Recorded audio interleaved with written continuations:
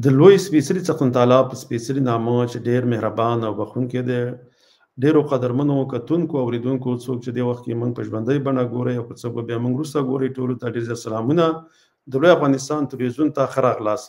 ملګرو څنګه چې به تاسو په سرخط کې لیدلي، زموږ د نن موضوع چې ده هغه د بلوڅو بېلتونپالو او د ټي ټي پي نه تحریک طالبان پښتونخوا عملې چې دي، هغه بریدونه چې دي، هغه په دغه باندې جریان لري.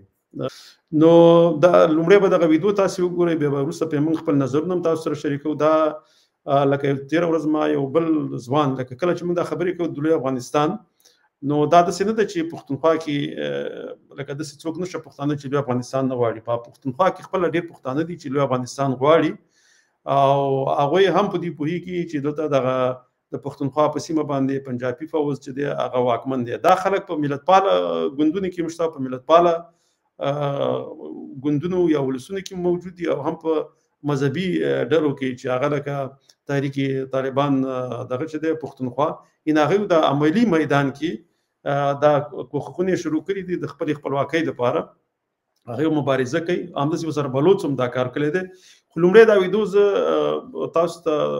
تاسو سره شریکوم یا خپروم یې درته، بیا به وروسته خبرې وکړو. دا زلمی جناب سپیکر وایي چا مې په نوم د سیاست چا په جهاد وخوړه، پښتنه خاوره مې جنګونه او فساد وخوړه، او ما اوس هم خپلو وسایلو کې محتاج ساتي، جنتي خاوره مې آباد اسلام آباد وخوړه. سپیکر صاحب، باجوړ د خیبر پښتونخوا هغه شتمنه ضلع ده چېرته چې سالانه 15,000 ټنه کرومایټ او پوره 15,000 ټنه ماربل پیدا کیږي. خو د بده مرغه نه په دغه شتمن وطن کې، د دغه وسایلو نه په ډک وطن کې، په دغه غني او مالدار وطن کې چې زما د قام بچي رازلمي شي، نو زه د سعودي عرب په سرو شګو کې د چټکۍ او د بیلچې مزدوري کوي. دغه وطن چې سره سره پیداوار دی، خو د دغه سرو زرو په وطن کې زما د قام پیغلې شلېدلې لوپټې ګرځي او جاړي. دغه وطن چې زمرود پیداوار دی، خو د زمرودو په وطن کې زما د قام د بابا په پکول کې 4 او 5 پیونده لګېدلي دي.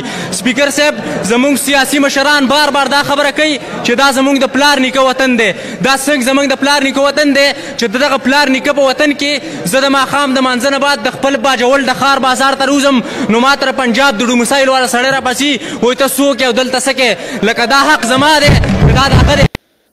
دا ډېر زیات مهم ځایونه وو. لومړی خو دې چې دی دغه زلمي چې دی دا خبره ډېره وکړه چې نه دا باجوړ کې ډېر زیات مدنیات شته، نه دې باندې حق وایي زمونږ دی. خو دلته چې دی موږ چې دی لکه د دې نه هغه ټول مدنیات چې دي هغه د پنجاب فوز وي. هغه زه ویلې ځکه د شپې راوځم، نو وایي د یو پنجابي ډومسایل نه یو پنجابی چې دی هغه زما نه دا پوښتنه کوي چې ته چېرته ځې او دلته ته څه کوې. نو وایي پنجابی زما نه دا پوښتنه کوي، نه پنجابی زما په سیمه کې راغلی بیا د زما نه پوښتنه کوي چې ته څه کوې. یو پښتون که په فوز کې مي په پنجاب کې به هېڅکله دا جرأت نشي کولی چې د یو پنجابي نه پوښتنه وکړي ته د څه کوې. مګر دا جرأت چې دی ځکه هغه ځان بادار بولي د ټولو قومونو، نو دا کار چې دی دا کار بیا پنجابي فوزي شي کولی، خو پښتون فوزي دا کار بیا په پنجاب کې نشي کولی.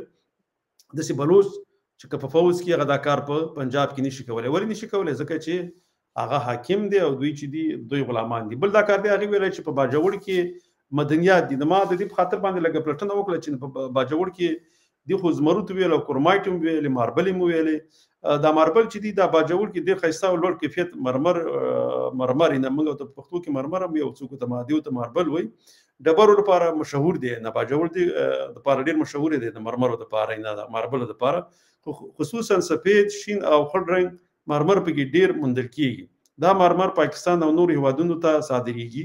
ان ټول دې دغه چې دی پاکستان یې وړي، ان پنجاب ریاست یې وړي، او پنجاب ریاست نه به هغه هلته دغه برابرۍ هلته فابریکې ورته جوړې کړي دي، او بس دغه ځای نه بیا چې کله برابر شي خپله په پنجاب کې هم بېرته مصرف وي، بیا که په پښتنو هم خرڅوي، بیا قیمت یې په خرڅوي، بیا نورو هېوادونو ته یې هم لېږي. بل دي کرومایټ په نوم باندې. کرومایټ چې دی دا د فولادو او فلزي صنعت لپاره ډېر مهم عنصر دی یا عنصر دی. د باجوړ په غرنیو سیمو کې شواهد موندل شوي دي. نه دا هلته کرومایټ چې دی دا هلته په باجوړ کې شته، خو د دې نه خپله پښتون ولس هلته خبر نه دی. دا پنجاب پې واکمن دی، پنجاب فوز هم دا هم وړي او هلته بیا خپلې صوبې ته یې وړي. بیا بل دی فلورایډ، د کیمیاوي صنعت لپاره مهم دي او د سیمې ځینو برخو کې موجود ګڼل کېږي. نو دا هم په د باجوړ په ځینې سیمو کې دا چې دی فلورایډ چې دی دا هم شته، هغې خو زمرد هم ویل هغه هم پکې، او بل دا تالک په نوم باندې ټیل یا ټالک دی ورته وایي، دا نرم مدني مواد دي چې د کاسمیټکس، صابون او درملو په صنعت کې کارېږي. د باجوړ غرونو کې دا هم موندل شوي دي. نو دا مختلف قسم مدنیات دي چې یوازې د باجوړ په غرونو کې شته، او د باجوړ سیمونه چې دی په دې باندې چې دی دا دغه د پنجاب ته تیوړل کېږي او پنجابیان یې تیوړي. نو دې دا یوه خبره ډېره ښکلې وکړه، هغې ویله چې ینه سیمه زما، خاوره زما، او واکې چې دی هغه د پنجاب، ځکه چې وایي زه راوځم نو زما نه یو پنجابی ودرېږي او زما نه پوښتنه کوي چې چېرته ځي او ستاسو دلته څه کار دی. لږ هغه باقي پاتې خبرې به مو واورو چې دا نور باقي پاتې خبرې دا حق زما دی. زه به د بل زړه سړی تپوس کوم چې ته څوک یې، چا راوستی او دلته څه له راغلی.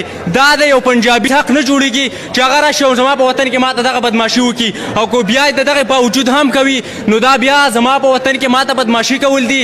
په دې پښتنو ځوانانو پسې په خپل وطن کې چې کومه دی خندا کول دي. خو موږ ورته د دې ځای نه په سوچا ساده پښتو او په باجوړۍ لهجه کې ویل غواړو چې دغه بدماشي د کنټرول کا، خپله قبله چې کومه ده دا دې درسته کا، که د ډېر لوی تاوان سره به مخ شي. هغه تاوان د کوم تاوان سره چې د باجوړ په خاوره د دغه بدماشۍ په وجه د سکندر غونډه کې سړی مخ شوی و. هغه تاوان د کوم تاوان سره چې د باجوړ په خاوره په دغه بدماشۍ باندې د بابر غونډه کې سړی مخ شوی و. تر څو چې د ماین امین البیل خبره ده نو دغه موږ زه د دې خاورې د یو رښتوني بچي په حیثیت باندې مکمل طور رجع کومه، ځکه چې دغه د پښتنو د خولې نوڼۍ چې کومه ده د فیډرل په نامه باندې پنجابي بچي ته ورکول دي. دغه د پښتنو د وسایلو چې کوم اختیار دی دا د فیډرل په نامه باندې پنجابي چې کوم قام دی هغه ته ورکول دي. نو ژوند څه د ماتو بنګړو بار دی، ویرو مو په حال باندې په کار دی، خوار پکې خان، خان پکې خوار دی، او چې زمرود یې پیداوار دی موږ په هغې وطن کې لوږې تېروونه. سپیکر صاحب که برباد دی کور زما او ستا د مینې، که آباد دی نو بس یو اسلام آباد دی. سپیکر صاحب خیبر پختونخوا د دې ریاست هغه فیډریټنګ یونټ دی چېرته چې 20 ارب یونټ بجلي صرف په 13 روپو باندې پیدا کېږي. دغه 20 ارب یونټ بجلي که ته په پنجاب یا د نړۍ په یو بل ځای کې په تلمر سټیشن کې د ګیس په ذریعه جوړې نو په دې د 400 ارب سیوا خرچه راځي. په پښتونخوا وطن کې په 13 روپو جوړېږي، خو د دغې باوجود بیا هم د باجوړ په شمول زما په پښتونخوا وطن کې داسې علاقې شته دی چې هلته د بجلۍ نوم خلکو اورېدلی خو بجلي پېژني نه چې بجلي څه ته وایي. قتل غزل غزل کړي او خندا غزل غزل کړي، د یار خو چې سړی هر ادا غزل غزل کړي. او یارانو که زما په دعاګانو باندې کېږي نو الله خو دې دا ټوله پښتونخوا غزل غزل او غزل کړي.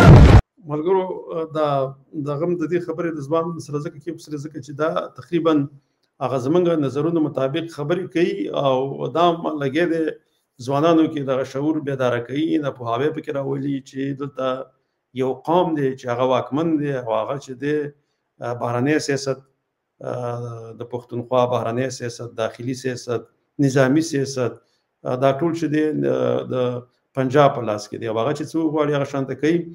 ځینې وخت کې چې ځینې مسایل هغه دغه ته ورځي وفاقي دغه ته قومي اسمبلي ته چې دوی چې دغه هغې ته وفاق وایي چې هغې ته لاړ شي که هغه ځینې نه پاس کېږي نو بیا د فوج نه ځکه دغه فوج چې دی دا پنجابی دی بیا د هغې په زور باندې هغه بل د هغه ځای نه پاس کوي نه بریالی کوي او بیا چې دی هغه شیان چې دي دا د دې صوبې هغه مړي. لکه دې ویله چې ماین منرلز دا یو بل دی چې د دې نه به دا ماین یا مدني وسایل چې دي دا به چې دی دغه پنجاب چې دی د دې واک چې دی هغه به وفاق ته ورکوي. وفاق کې څوک دي؟ وفاق کې ماغه د پنجابي فوز دی او ماغه پکې دی بیا دا ټول شی نه ماغه اخلي. نو ځکه دغه چې کله د دې نه د صوبې نه دغه واغستل شو حق او حقوق او دغه حق او حقوق پنجاب ته ورکړل دغه د سیمې د منرلز او دغه ماینینګ بیل چې دی لکه دغه حق او حقوق چې هغې ته ورکړل بیا په دې باندې ټول واک چې دی هغه به د پنجاب د فوز او د پنجاب د ریاست بشي. ځکه وفاق څه ته وایي؟ وفاق هغه شي ته وایي چې هلته ټول پنجاب ناست دی، هلته ټول واک د پنجاب سره وي نو د صوبو نه بیا ټول واک ځي هغه پنجاب ته ځي. ما نن یو ملګري پوښتنه وکړه ما ته ویلې چې دا د پښتنو د بدبختۍ عوامل څه دي؟ ما ورته ویل دا د پښتنو د بدبختۍ عوامل دا دي چې زموږ دغه سیمې سیاست چې دی دا موږ ته بل قوم جوړوي او هغه داسې په شکل باندې جوړوي چې زمونږ به پکې نقصان وي، زمونږ به پکې بربادي او ګټې چې دی هغه به هغه قوم ته ورځي، هغه څوک چې دا سیاست جوړوي. ځکه هغه د سیاست جوړوي چې همیشه موږ دلته وځپلی شو، موږ وروسته پاتې شو، حتی د افغانستان پښتانه پر مخ باندې لاړ نه شي، افغانستان د مخې ته لاړ نه شي، ځکه چې دا پښتانه دواړه بیا یو ځای نه شي. ځکه چېرته چې د ژوند سهولتونه ښیي بیا هغه ولسونه سره خپله یو ځای کېږي. دوی همیشه دا کوښښ کړی دی چې کله نه دغه پاکستان د جوړ شوی دلته پنجاب واکمن دی، نو هغه دا کوښښ کوي چې افغانستان کې همیشه باید دلته جګړې، دلته مختلف قومي جګړې پیدا کړي او افغانستان چې دی د هغه ډېر وروسته پاتې شي. ځکه چې کوم هېواد کې جګړې هغه بیا پرمختګ نشي کولی، نه اقتصادي پرمختګ شي کولی او نه نظامي پرمختګ شي کولی او نه اقتصادي پرمختګ شي کولی. نو هغه بیا هم دا جګړې چې دي دا په افغانستان کې پیل کړي دي، دا وخت چې پاکستان جوړ دی او زمونږ افغانان هم په دې کې تېروتنه کړې ده. ځکه د پنجاب چې هغه څه کوښښ یې کوه، هغه مکاره پالیسي چې به یې جوړوله په هغې کې به دغه زمونږ د افغانان چې دي دا ورپکې راګیرېدل. نو دغه سیاست چې دی دا همیشه کوښښ کوي چې افغانستان هم ډېر کمزورې او خرابه کړي او ورسره او اقتصاد یې مله خرابه کړي چې د پښتونخوا پښتانه د هغې سره یو ځای نه شي. او د پښتونخوا پښتانه بیا دومره دوی دلته ځپي چې هغه دومره لکه دغه هم نه شي چې د پنجاب نه د هغوی ژوند ښه شي، بلکې داسې کوي چې د افغانستان د خلکو نه دلته لږ د ژوند سهولتونه ښیي، بیا به د دې نه د ژوند سهولتونه په پنجاب کې ډېر اعلی وي. ځکه چې بیا همیشه به دغه پښتانه چې دي دا به چې د پنجاب طرف ته به بیا پام یې ډېر وي، ځکه چې هلته به د ژوند سهولتونه او سهولیات چې دي هغه به ډېر وي. نو دغه مسله ده انشاءالله تعالی پښتنو ته پکار ده چې دغه خپله خاوره ازاده کړي او خپله سیاست او خپله خپلواکي په خپل لاس کې واخلي، چې د پردو دغه نه د سیاستونو د جوړونې نه چې هغه پکې د پښتنو بربادي ده د هغې نه خلاص شي.